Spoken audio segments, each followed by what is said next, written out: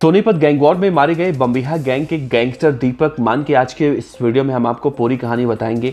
जो आज से करीब 7 साल पहले देवेंद्र बम्बिहा से जब उसकी पहली मुलाकात हुई थी और बम्बिहा से मिलने के बाद दीपक मान का दिमाग फिर चुका था और अपने घर वालों को छोड़कर वो फरार हो गया था, अपराध की दुनिया में आ चुका था। और अपराध की दुनिया में आने के बाद उसने अपने घर वालों को ऐसा छोड़ा कि जब गैंगस्टर दीपक मान के माँ की मौत हुई उसके बाद भी वो अपने गाँव उन्हें देखने नहीं आया। दरअसल पंजाब के फरीदकोट के जैतो गांव का दीपक 4 भाइयों में सबसे छोटा था। उसके बड़े भाई, छोटे भाई, मतलब उसका परिवार क्या करता है, इस पूरे वीडियो में आपको एक एक बातें बहुत ही विस्तार से बताएंगे।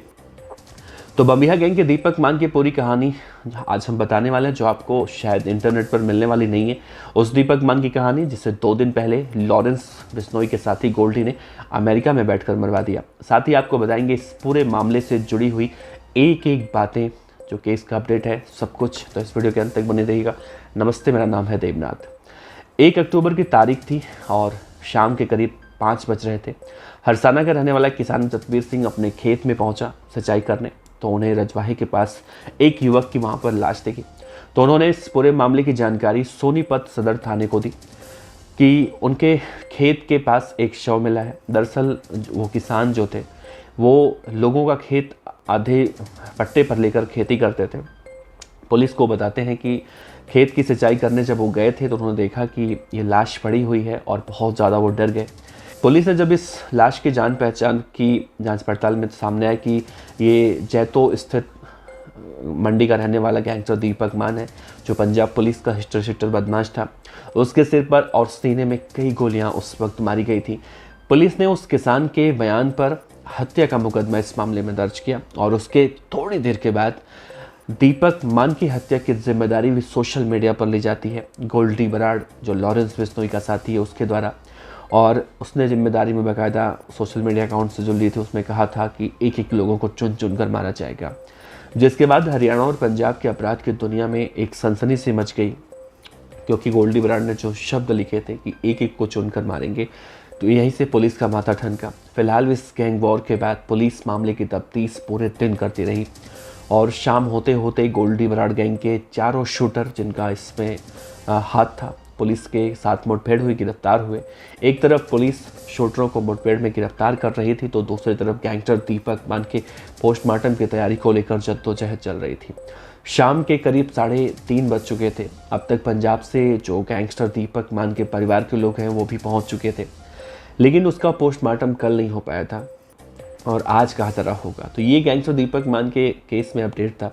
अब दीपक मान की कहानी के बारे में आपको बताएं तो कहा जा रहा है उनके भाइयों के द्वारा, दरअसल दीपक मान शुरू से गैंगस्टर नहीं था। जैसा कि सबके लिए कहा जाता है कि कोई गैंगस्टर नहीं होता है, लेकिन हर किसी की ज़िंदगी में कुछ ना कुछ ऐसा होता है कि वो गैंगस्टर बन जाता है। तो दीपक के परिवार वाले उसका शव लेने के लिए पहुँचे थे। उनके परिवार के लोगों ने सारा राज खोला तो ये सामने आया कि दरअसल दीपक मान साल 2016 के बाद एक आम इंसान से गैंगस्टर बन गया, अपराध की दुनिया में आया।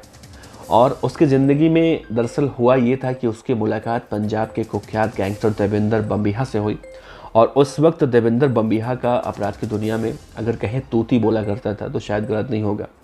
तो देवेंद्र बम्बिहा से बहुत ज़्यादा प्रभावित हुआ और उसे लगा कि जराइम की दुनिया में वो बहुत कुछ कर सकता है। तो उसके 4 भाई हैं, पहले का नाम सोनू है, दूसरे का नाम चिंकी है और 2 का नाम अभी सामने नहीं आया है। तो उसने पुलिस को बताया कि उसके भाई ने जब साल 2017 से पूरे परिवार से नाता तोड़ा और जैतो मंडी का ही रहने वाला एक और गैंगस्टर है अमन जैतो, उसके साथ मिलकर उसने देवेंद्र बम्बिहा गैंग में शामिल हुआ और देवेंद्र बम्बिहा उससे तमाम तरह के अपराध उस वक्त करवाने लगा। करीब 12 से ज़्यादा अपराध कर चुका है। दरअसल कहा जा रहा है कि जब वो देवेंद्र बम्बिहा से मिलकर आया घर पर तो बहकी बहकी बातें करने लगा था और उसे अपने घर वालों से हमेशा उलझता था, कहता था मैं घर छोड़कर चला जाऊंगा, और एक दिन वो घर छोड़कर चला गया। दीपक मान के दूसरे भाई जो हैं कल पहुंचे थे, चिंकी, उन्होंने पुलिस को ये बताया कि वो बहुत घर का दुलारा लड़का था, बहुत लोग उसको प्यार करते थे। मतलब जो घर का छोटा होता उसे वैसे भी लोग घर में ज़्यादा प्यार करते हैं। तो दीपक मान भी बहुत छोटा था सबसे घर में अपने, तो लोग उससे प्यार करते थे। लेकिन वो कहते हैं कि जब से वो गया अपराध की दुनिया में कभी पीछे मुड़कर नहीं आया। साल 2021 की बात है, उसकी माँ की मौत हो गई। उसे सुना उसे संदेशा भी भिजवाया गया, लेकिन अपनी माँ को देखने के लिए भी वो नहीं आया। ऐसे में घर वाले तो ये कह रहे हैं कि भाई उसके अपराध के दुनिया को लेकर, चाहे बम्बिहा गैंग हो, गोल्डी हो या फिर खुद उसका भाई हो, उसे कुछ भी नहीं पता है। उनके भाई लोग ये कह रहे हैं, वो कह रहे हैं हमें तो इतना मालूम चला कि रविवार का दिन था 1 अक्टूबर का, और उस दिन शाम को सोनीपत ज़िले की पुलिस का फ़ोन आता है कि तुम्हारे भाई को मार दिया गया है। तो हम लोग उसे देखने के लिए यहाँ पर पहुँचे हैं, उसका शव लेने के लिए पहुँचे हैं, चूँकि हमारी जिम्मेदारी है वो कि हम अपने भाई का अंतिम संस्कार करें। बेशक वो गैंगस्टर था, हम उससे नाता नहीं रखते थे, लेकिन अब हम उसका अंतिम संस्कार तो कम से कम करेंगे।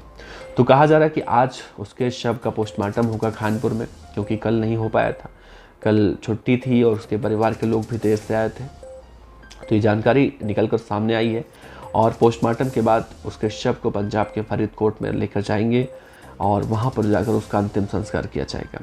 लेकिन एक सवाल उठ रहा है, और वो सवाल सिर्फ पंजाब नहीं बल्कि हरियाणा और पंजाब, दिल्ली तीनों जगह से, क्योंकि बम्बिहा और बिश्नोई गैंग के जो गैंगस्टर हैं वो इन तीनों जगहों पर मौजूद हैं।